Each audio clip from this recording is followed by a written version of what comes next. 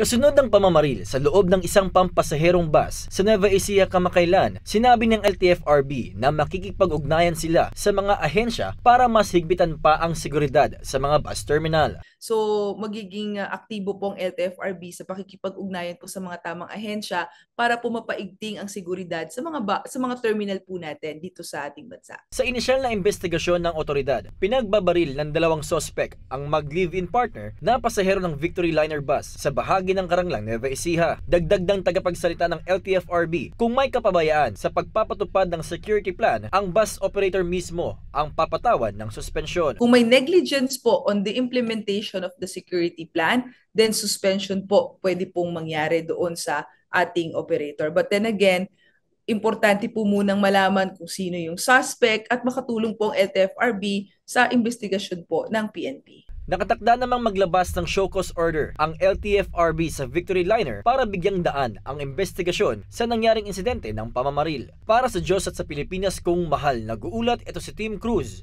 SMNI News.